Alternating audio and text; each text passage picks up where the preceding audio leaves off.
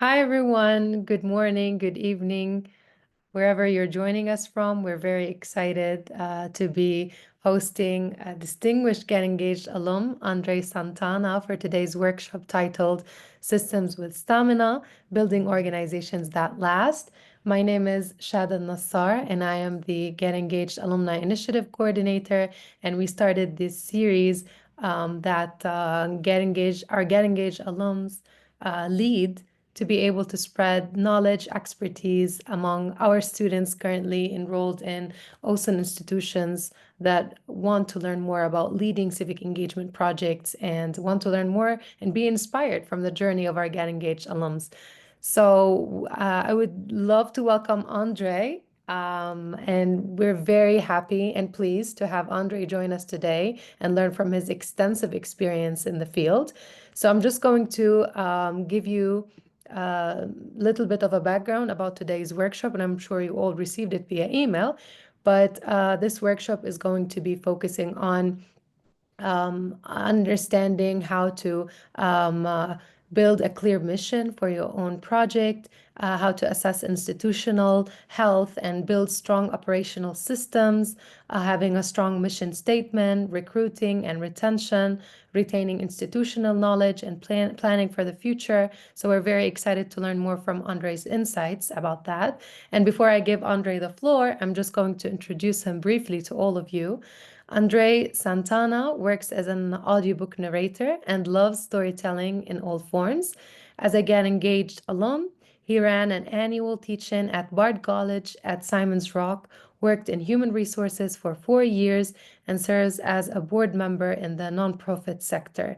He's excited to share what he has learned across industries and bring new perspectives to workshop participants. So thank you again, Andre. We're very excited to be learning from you. And with that, I pass the floor to Andre. Thank you so much. I'm really excited to be here, and thanks y'all for spending this morning with me or whatever time of day it is, wherever you are. But like you just heard, my name is Andre Santana. I currently work in audiobook narration and have worked in the past for 5 years in diversity, equity, and inclusion work. I have worked 4 years in human resources as a recruiter. I've served on a lot of committees. I think a lot of OSUN schools are very committee focused too. And currently I work, I'm a board member in the nonprofit sector as well. But through all of this, there have been kind of three big pillars for me that have been important. First is professional development, just making sure that people are continuously growing wherever they are. The second is labor rights, thinking about how we treat the people we work with and the people we oversee. And the third is making sure great organizations don't defeat themselves, setting yourself up for success. And one of my core beliefs is that the number one way that you practice diversity, equity, and inclusion is to have really strong systems. And so hopefully we're going to see that as a theme over the course of this presentation. So today's topics, what I'm going to talk about can apply to student organizations. It can apply to nonprofits. I personally believe a lot of these principles are important for businesses too. But I'm going to switch between terms like project, program, or organization, but take whatever is applicable to you. So starting with purpose, making sure that you have clarity on what your organization is about as you launch it. Building a structure. How do you outline what you need to operate and make sure it grows appropriately over time? Mission statement. So writing not just an explanation of what you do, but something that's actually going to ground your decision-making process throughout the life of your organization. Recruiting and retention, getting the word out to the right people and making sure you take care of them so they can be part of the work over time. Tracking knowledge. I thought I knew what reinventing the wheel was before I went to college, but the more you reinvent a wheel, the more you realize keeping good information around is really important. And passing the torch, right? Making sure that if you have a student organization that it's going to last after you graduate, or if you have a program that it's not going to buckle at the knees when one really strong participant or teammate transitions out. So we'll starting with purpose. So even if you're actively leading an existing program now, I'd love for you to kind of think through these things with me as we go through them. But whether you have a nonprofit or a program, you're offering some sort of solution typically, right?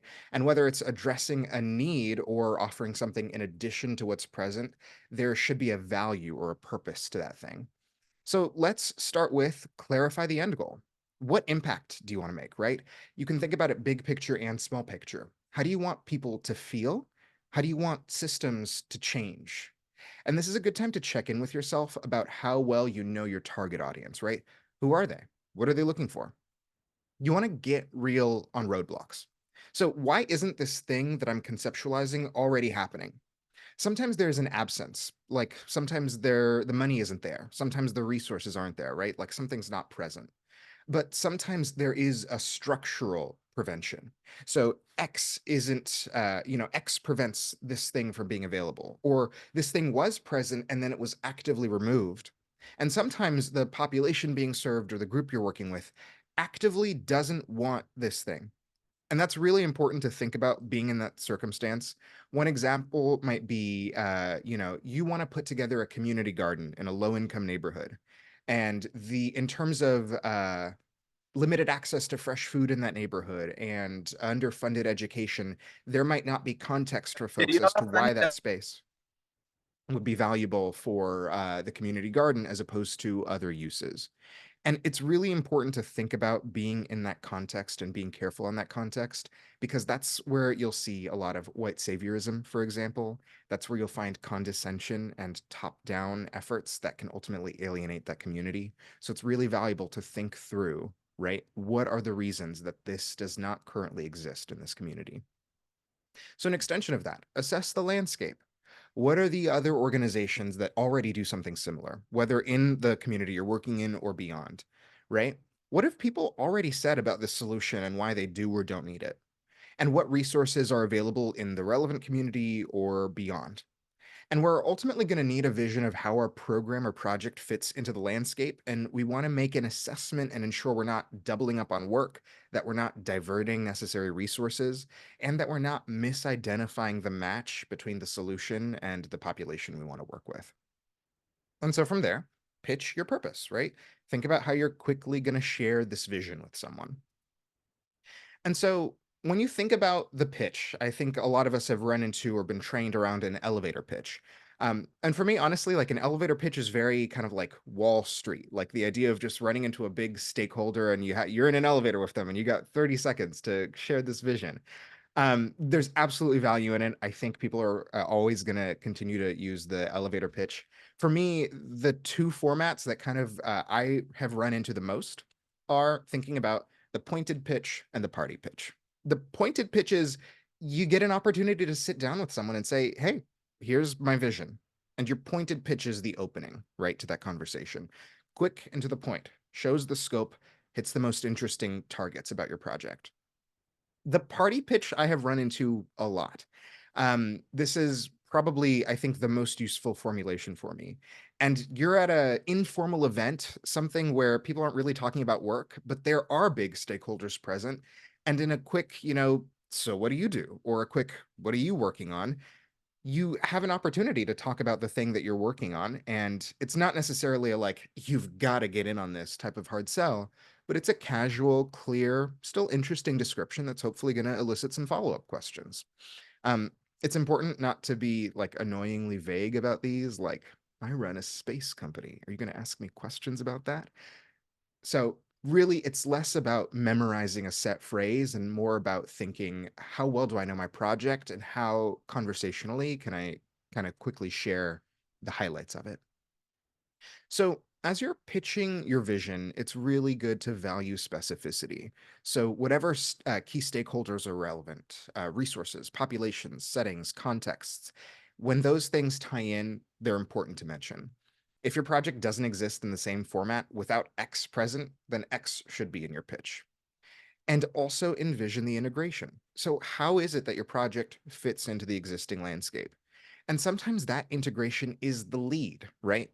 You're having a conversation with someone, you say, you know, that empty room in that one building? I want to put together a study room there, right? You know, that block between 9th and 10th Street? I'd like to build a community garden there. So, that integration, right, can often be the drawing point for the pitch that you're sharing. So, building a structure and starting with the basics. From point A to point B, it is important to imagine exactly what is the outline of your vision, what is the process required for it to happen, what is the impact or point of action, and what is the outcome. And not everything starts at a large scale, and thinking through this is important for a number of reasons. So here's a scenario. You want to host a flu shot drive in your community, and you know flu shots are important. Great. You figure out how to get people invested and show up. Also great. That's really hard. You give out all the flu shots. Amazing. And the community has been boosted. Great. But you didn't think through the fact that this flu shot drive was going to generate a ton of biohazardous waste. You've now got all these needles from the flu shots. And the local pharmacy, who might typically take an at home amount of needle disposals, are not willing to take the amount of biohazardous waste you've just produced. And so thinking through the entire process means thinking through the entire process, trying to see every bit of the structure that you're going to need for this program. Another example, you want to put on an educational event for children in a rural community. You find the volunteers, hard. You schedule the time and you post it all over social media. And then the day comes and that particular community is actually not incredibly present on the internet. So your networks saw that you were hosting an event and they shared it on social media. Maybe your TikTok about it even went viral. But the people that you're actually trying to work with were not the target audience in those postings and didn't hear about the event. There was no on the ground advertising. There was no partnering with schools or assessment of where you are, no RSVP or estimate system for attendance. And so when you think through the minimum formulation of what your program or organization is offering, you truly have to go from top to bottom. Start to generate questions and challenges and use that to assess what you need involved and who you need involved. Then you're going to chart the shortest path.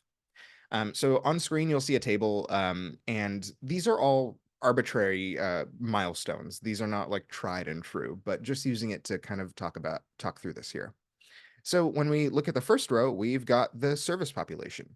Are you just focusing on one elementary school classroom with 30 students? Are you trying to reach a specific community in a city and serve a couple hundred people? Is what you're offering more expansive and maybe available online to several hundred people? Are you wide reaching and seeking to work with thousands or tens of thousands of people? Then we think about team size. Can you do this alone? There are some things you can absolutely do alone, maybe a couple people helping you. Do you have a small cohort of volunteers, like 10 committed people who are always going to show up and do the work? Are you really managing several teams who might be operating in different locations, like a group of 5 somewhere, 10 somewhere else, 15 somewhere else, and then 7 coordinating centrally? Or do you have something that is either so intricate that there are an expansive number of people participating? Or do you maybe have something that's so simple to participate in that someone can just come online, get onboarded, and work independently in a snap, right? When we think about budgets, is this basically out of pocket or something where there's no real tangible expenses exchanging hands? Do you have like a club size fund of a few $1,000s? Do you have a grant size fund of 20,000? Do you have a major donor size fund of several hundred thousand or more? And then finally, the system intricacy, right? So is this like a thing where every couple of weeks you can send a few emails out to people? Is this a thing where you're meeting weekly or biweekly? Are you in constant communication with your team? Or is this actually just a straight up operation, like an NGO at this point, where people are working full time on this project? And when you think about charting the shortest path, you think about how you can navigate through this table from the top row to the bottom row with the least amount of distance traveled. So, for example, you serve under 50 people, you have 2 teammates, there's no budget involved, and you are a loosely coordinated team, but it works. So that's the shortest possible path, right down the column, right? The other end of the spectrum is you're hoping to serve or reach 20,000 people. There are only 3 people on your team. You somehow have a budget of like $750,000 between grants and donations, but you're kind of the only one who stays focused on this project, and there are some other folks who jump in occasionally. So that's going to be the longest possible distance across this chart, right? Really sit down with yourself.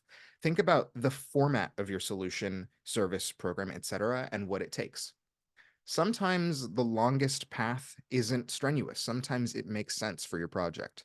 Sometimes the best match takes a big detour across the chart and it doesn't throw off the balance of the project. So, for example, you want to provide 10 students with scholarships 1 year, and each of those students is going to be paired with a volunteer mentor, and you are offering support to the mentors throughout the course of the year. And there's a single donor that has set you up with what is a large sum of money, right? $25,000 per student. But you have the time to make sure that's all filed and sent off properly and still provide support to the mentors and host an event to honor the recipients. So you want to be realistic about this because it changes over time.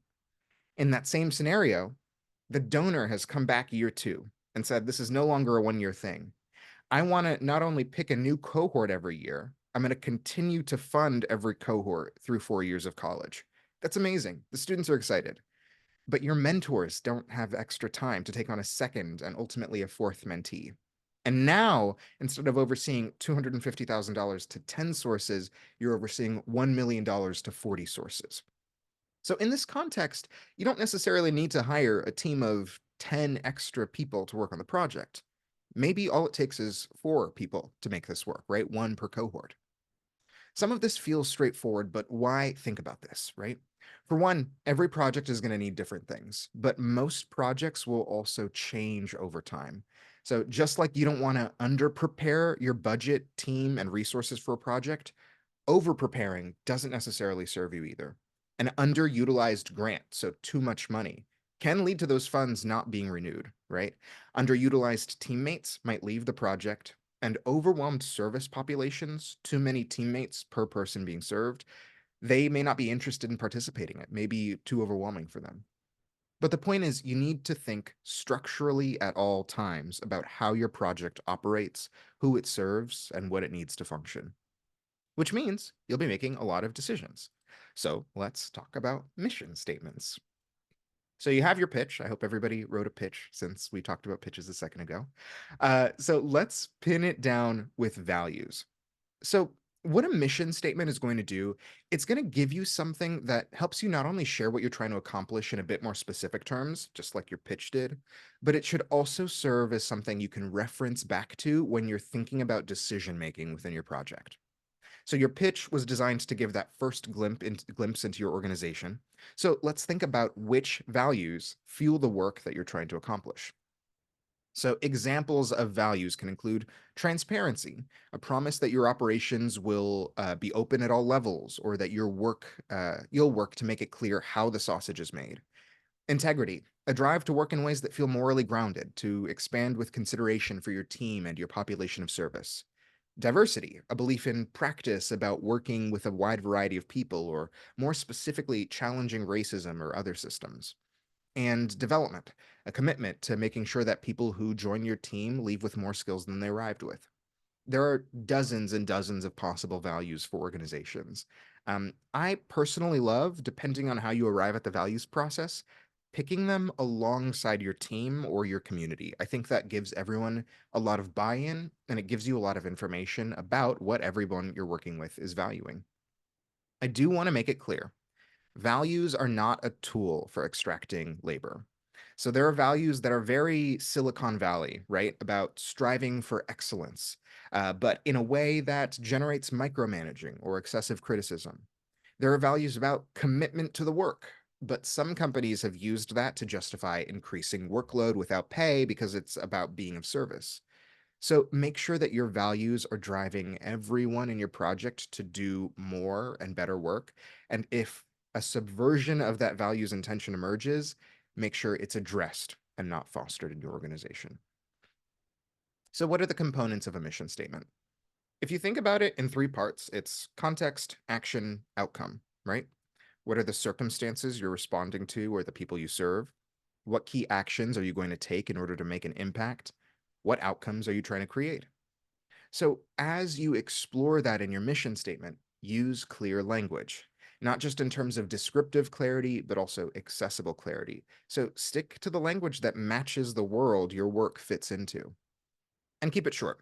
1 to 3 sentences typically. Stay concise and specific, but also recognize that you don't want to limit yourself with far too much specificity. And measure utility. Make sure you're getting feedback. Ask your teammates if it matches their work. Get feedback from your service population. Because when you face a potential crisis or a moment of significant change, you want to stay grounded in that mission statement. For example, a grant came your way. That's a lot of money, good money. But in order to get the grant, you have to add a component to your project that is at best tangential to your mission. And the current capacity would diminish your main operations if you added that. Or you've been tied to a parent organization forever, and they've had a structural change that either means you fundamentally adjust what you do, or you leave the organization and try to strike out on your own. Or an issue came up between two teammates, and the choices you have for addressing that issue either they need to match the vision of your mission statement so that everyone feels like they can predict what the expected outcome is going to be and align with the steps taken after. Your mission is where everything builds out of handbooks, new projects, expansion of service. Ideally, all of your operations are driven by your mission. You'll also find that some mission statements don't just describe what they're actively doing, but also what their ultimate vision is, their favorite outcome. So here's some quick examples. Give Kids the World Village is an 84-acre nonprofit resort in Central Florida that provides week-long, cost-free vacations to children with critical illnesses and their families. TED, spread ideas, foster community, and create impact. The American Lung Association's mission is to save lives by improving lung health and preventing lung disease. We do this through education, advocacy, and research. We face the extinction of 1 million species in our lifetimes, but there is still hope. The solution to the extinction crisis lies in the expansion of natural habitats and threatened wild places. We must enlarge and protect the spaces devoted to the natural world in order to save the amazing variety of life on our planet, called biodiversity. PANA's mission is to advance education, recognition, and networking opportunities for a diverse community of professional audiobook narrators. QuestBridge designs and builds programs for talented, low-income students to access and navigate exceptional educational and life opportunities. QuestBridge recruits, develops, and supports motivated, low-income students, beginning in high school through college to their early career, to be successful at America's best colleges, graduate schools, and companies. So even across all these varieties of length, across all these different types of specificity, there's clarity. Some of them do share their ultimate vision. Some of them, like TED, it's just straight and to the point, right? And when you think about TED Talks, it really does align with their mission. That's exactly what they're trying to bring to their program. Recruiting and retention. Let's talk about recruiting and retention. When you think about who would be great to have on your team, you need to get specific about what matches your needs. So if you've ever seen a job posting and said, wow, they didn't specify a salary range, or it's really unclear what they're asking of this person, that's not helpful to me. The requirements for any kind of organizational position or volunteer work is going to be much the same. You want to think about time commitment. Be honest about what needs to be done and how long it takes, maybe on a week by week basis, and the length of that commitment.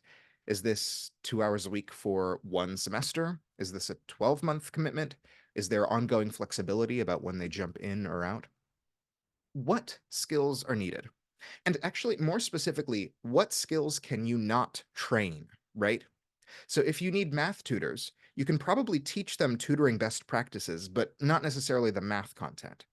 Or if your team needs to code something, someone with a gung ho attitude doesn't necessarily compensate for the coding skills that you need. And be reasonable.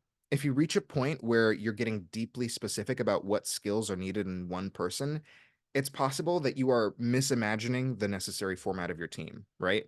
Your all college student team cannot have two workers doing 20 hours a week each. Your one volunteer cannot be exceptional at social media and event hosting and paperwork and communicating with partner organizations and recruiting for the program.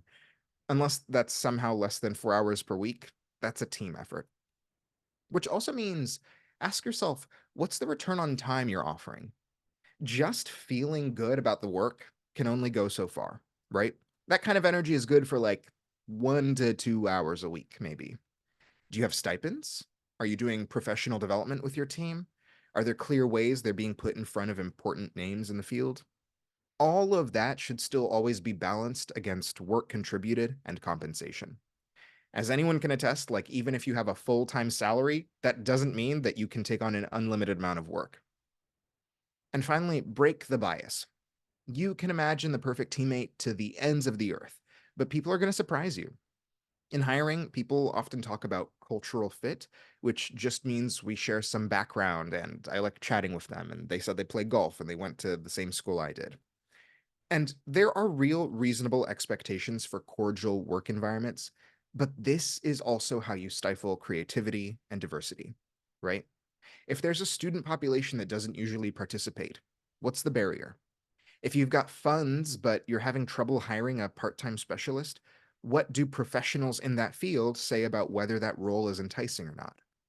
Where are you looking for teammates, and what avenues have you missed from off the beaten path?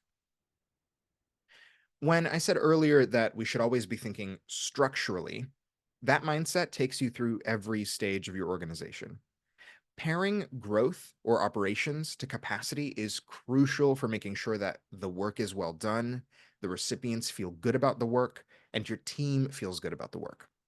If you've prepared a team of 25 volunteers to go to a public park and pick up trash, and you haven't assessed the amount of trash, thought of secondary locations, and thought through reasonable speeds of action, and then you show up and boom, your 25 volunteers can stand shoulder to shoulder across this tiny park, and then the work is done in 15 minutes.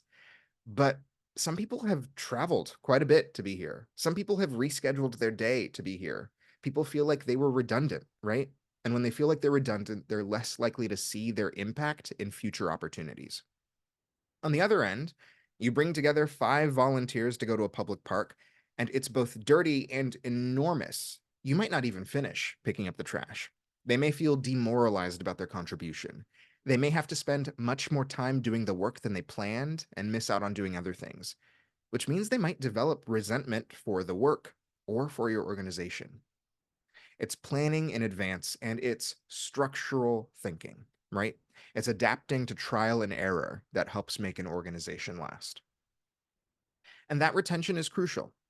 It's not just about whether the work has enough hands if people aren't being retained, but of course, that can be impacted. It's also just on a human level, how did people feel, right? Oh, I wanted to keep doing these bake sales for charity, but at a certain point, I was doing the majority of the work, and then the organizer stepped away, and I felt so emotionally attached to it that I took on organizing, which was way more than I had time for, and now I feel stuck in this project, and like I'm waiting for the next person I can pass it off to, so then I become the organizer who steps away. And I feel guilt, I feel disappointment, I feel a lowered drive to do that work again. When we think about retention, balance is the most important principle. I like to think about it as balance between one, procedure and feedback. You want robust, helpful systems. You want to be able to give someone feedback to help them do their work better. You do not want systems that are so over specific that they slow down the process. You also don't want teammates so demoralized by constant feedback that they leave the project. So, systemic feedback then becomes a way to balance these two. If someone is being overseen, are they given the space and comfort to share feedback with their supervisor about their supervisor? How regularly are you checking in about systems and how everything is working? Are you tracking enough feedback that it can be actionable? And are you acting on feedback consistently enough that your team feels it's being listened to? Second, contributions and development. So some people are just designed to give their all to something. It might not even be that they're getting assigned a ton of work. They might just go looking for more things to do. And that person is surely going to burn themselves out, right? And additionally, if you get a really skilled and committed person on your team and they stay there forever and never grow in that role, you're going to bring them to a stage where they may no longer feel as developed or competitive. And so vision for the role becomes the way to balance these. Clarity on what the scope of work is. And yes, that includes maximum time, maximum amount of work.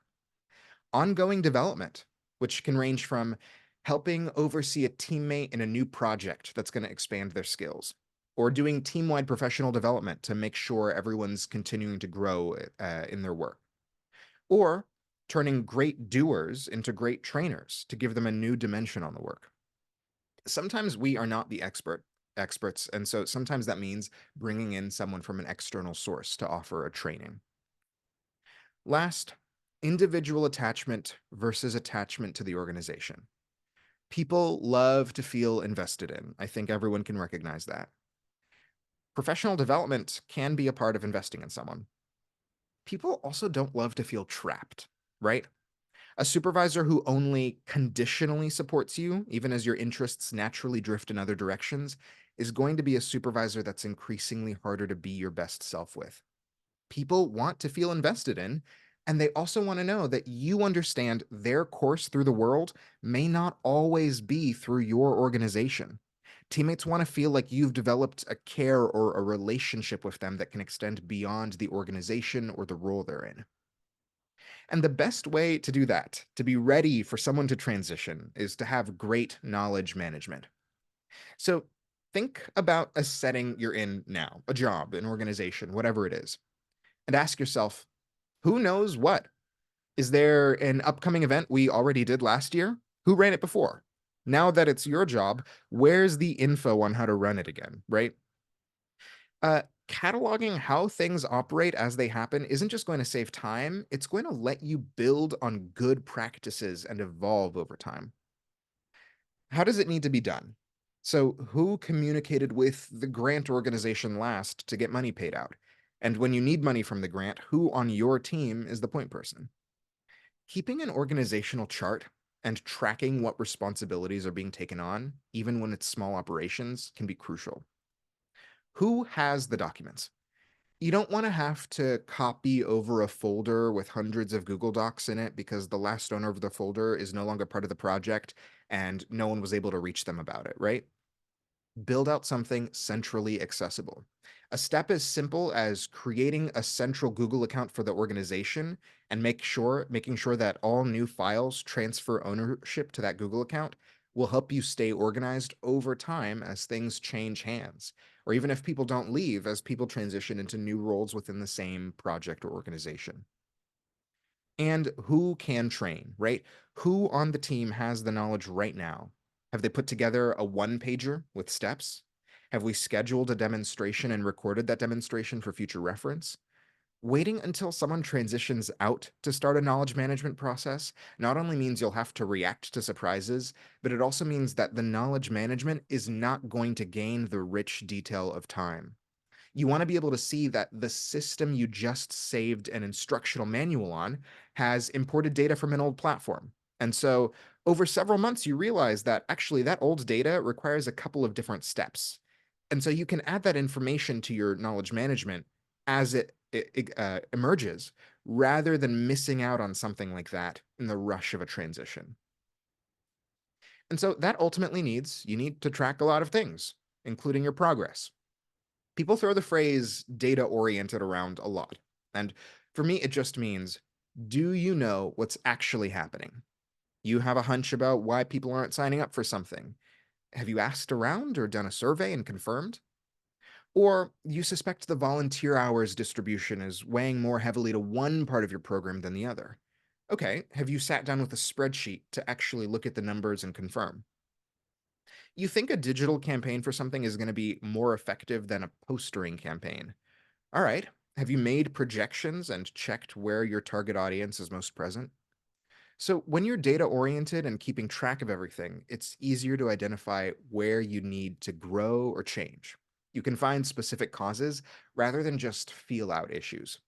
And also, as you grow, there are going to be things like grants, awards, other external opportunities that are going to do backflips for data, if not outright require it, right? So, track your impact, know what the landscape was before your project, and think about this story. How do numbers help tell the story of your organization? Because hopefully it exists over time. Give me one moment here just to refresh this.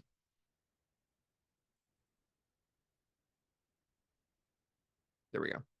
So hopefully your organization is going to exist over time, right? Oh, I don't know what that's doing. There we go. Hopefully, your organization is going to exist over time. So let's talk about passing the torch. The future of your organization is always happening right now. You want to make sure you're building a vision for the future. So, what do you want to accomplish that you don't currently have the capacity to do? How can you start building a small path to reach that goal down the road? How are you going to leave a positive legacy, not just in terms of the outcomes of your project and the people you impact, but also the people who pass through it, right? Having teammates who said, yeah, working on that was the best 2 years for me is immeasurably valuable, especially in settings when they can help bring new teammates in. Beyond just the vibes, there are other things that you can do to set up structurally to make sure that you survive transitions. The strongest handoffs always start on day one. So, what's the whole picture? Do your teammates understand every leg of the operation? Do they know who holds what knowledge if they need help? And speaking of knowledge, can every teammate point to a manual or guide for the functions they're involved in, right? Oh, so and so is only making purchases every couple of months, but when the time comes, they always forget how it works. Well, where is the process written down so they can return to it easily? And leadership. How are you setting up your teammates to think of themselves as potential leaders? Have teammates been part of the decision making process? Does a teammate have the proper training and understanding of where knowledge is kept to step in for someone else's role? And if you're the leader of this organization, does everyone know what you do? Do people think you're just kind of around, or do folks have a sense of what you work on and are able to help support you in that work as well? So, in conclusion, you can boil this all down to three basics, and you can boil those three basics kind of down to one. Start strong. Plan so that you can ground yourself in values and build out so you can adapt over time. Operate with heart. Believe that the most successful formulation of your organization requires the healthiest formulation of your team, and plan for the future. So think about how transparency, knowledge, and commitment set you up for the long term. But really, see the whole system, share the whole vision. So that's what I've got for you today. So thank you so much. And we have time for questions too, if anybody has anything they'd like to ask about. Thank you so much, Andre, for this really incredible wealth of knowledge that you have just shared with us. I really appreciate what you said about thinking structurally and the resources and all of the helpful advice that you provided into mapping out and cataloging and charting everything in the early stages. So thanks again for this really incredible presentation. And now we can open the floor to questions from the audience. Please feel free to drop your questions in the chat below. And yeah, I also see that Andre has included his email address, so you can feel free to get in touch with Andre. But yeah, let's see if you have questions. We have a question in the chat. Andre, I'm going to pass it to you. Awesome. Yeah. So I'm seeing what are the skills that I can apply in order to promote teamwork. I love that.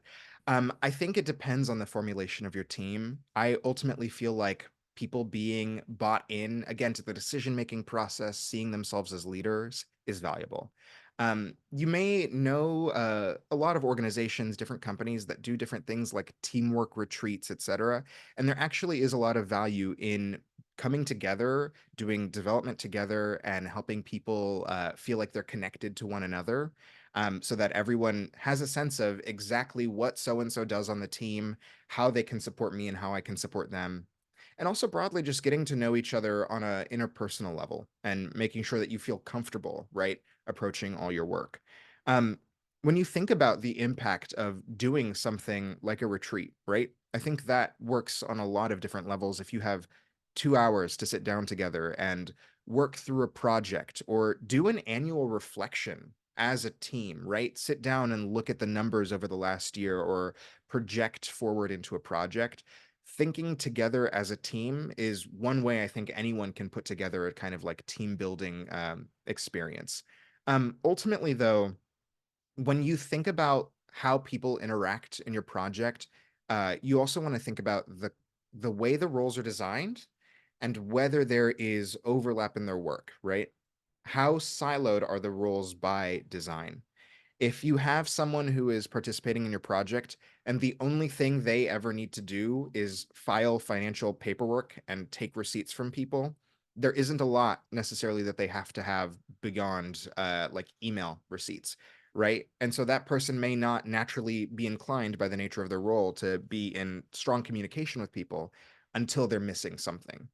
And so just thinking about how you regularly integrate the work of folks, or thinking about getting feedback, asking the person who is siloed or someone who you're identifying as not feeling as bought into the team, like what is the experience like for you?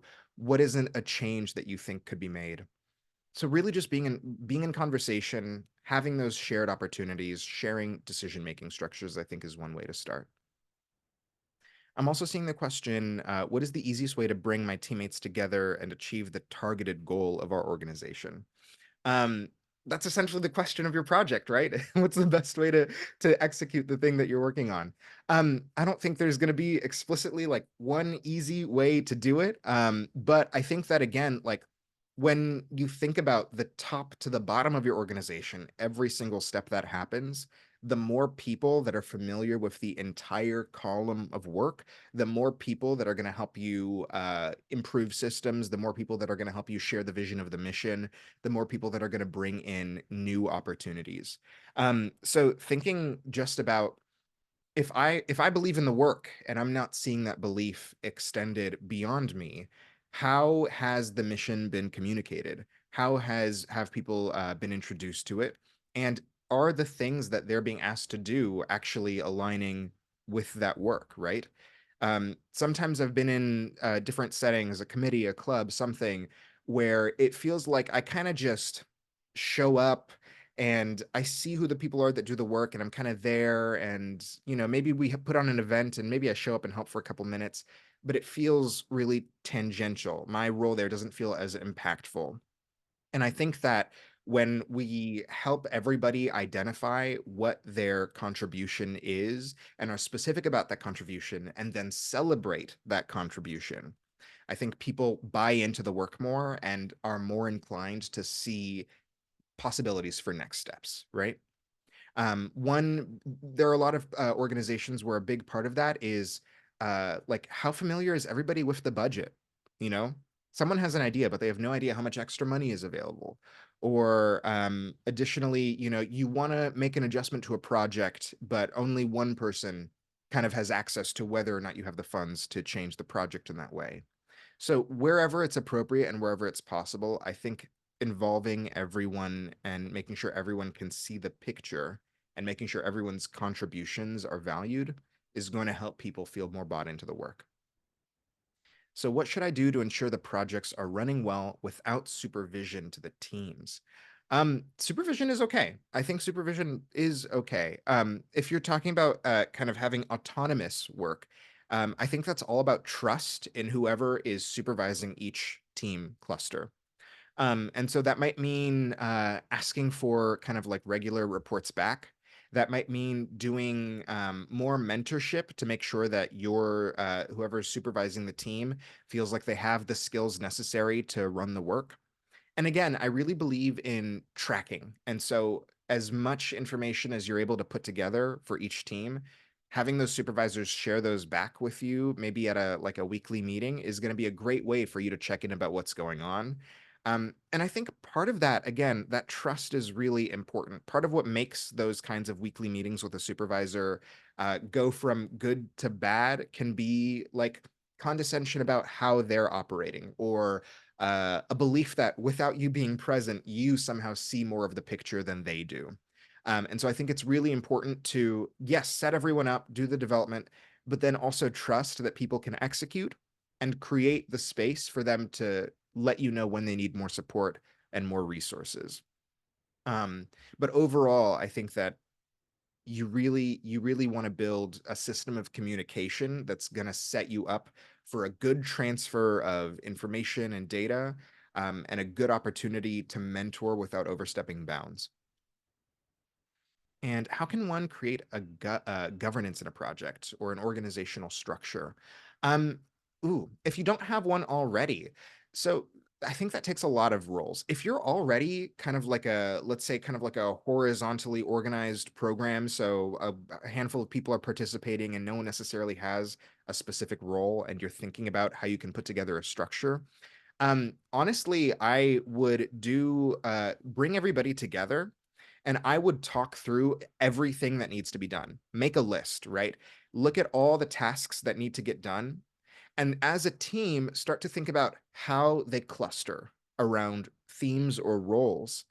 And together you can identify, sure, this person is going to have more skills with this. Maybe they can take on the like external communications with partners, or this person is really good at keeping track of the numbers, they can do the finances.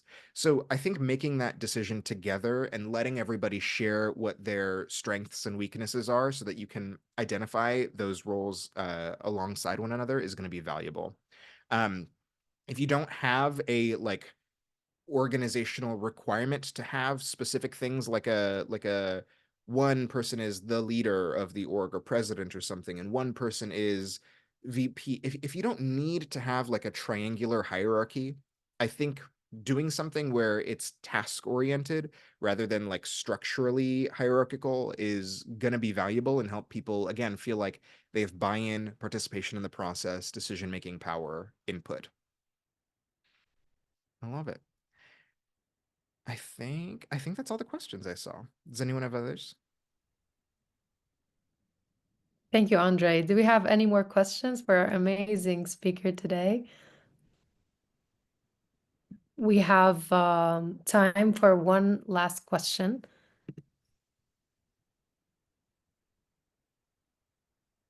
Hi, Andre. Hi, Sarah. Well, thank you for being here. Really, doing Annandale proud. And so I just wanted to ask you one last personal question, since it seems like we have time. Is just how do you do it? How do you stay positive and inspired? We live in an age where burnout is big amongst our civic engagement leaders, and you just gave this wonderful presentation that's not even your day job, as mentioned in your bio and all the advertisements, but how do you do it all? Like, how do you stay inspired? Oh my gosh. It's so funny because I don't. I feel like I have to be honest with people, and that honesty is what helps me navigate it. But I think the reality is, I really believe in people. I feel like my optimism is driven by just seeing someone do what they do. I know that like when I've been in charge of a committee or an org or something, and I'm seeing like folks fall away, they're disinterested. Sometimes they have other things coming up in their lives, right? It's not that they don't believe in the work. And I feel like getting down to that reality is actually an extension of the work. Making sure that the people around me are doing well or taken care of. Sometimes that means letting them step back from like committing to the project is, I think, the way that like I share care with like the people that I'm working with. Um, and for me personally, like ultimately, I think that there are tons of things we can do right now. There are tons of absolutely actionable things we can do right now. And I feel like Bard really trained me to envision and imagine. And so that was grown within me. And then I had to learn in like my human resources roles, et cetera, how to like execute and really like dig in and become a doer. And I feel like turning that belief in people, that like positivity and hope, that recognition of like, oh, what are the things we can actually just do into action feels good and honestly feels effective in a lot of the spaces that people share. I mean, Sarah is a fantastic doer. She makes things go, absolutely. And so even seeing folks like you and seeing like, yeah, we actually have the resources to pull this off, or someone has the knowledge somewhere, I think always gives me a lot of hope. So yeah, believe in people, believe in people, and not every single moment is going to be like this absolute success, but I think that the successes will keep emerging as long as you, yeah, believe that it's worth the work. Thank you so much, Andre. This has been really inspiring for all of us, and thank you, Sarah, for this question and allowing us to end on a very positive note. I'm pretty sure all of us are encouraged and more inclined to do more when it comes to organizing and building up these mission statements that we stick by.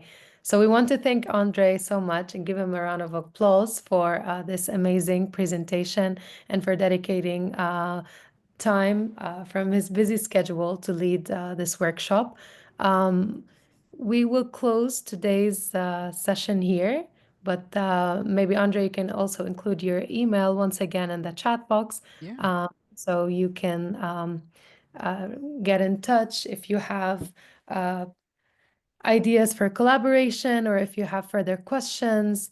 And we're very excited to see you soon in the upcoming Get Engaged Alumni Workshop happening next week. And I will be in touch via email to share more details. Thank you, Andre, again. And thank you, everyone who attended today's session. And we'll see you soon. Thank you. Thanks all for being here.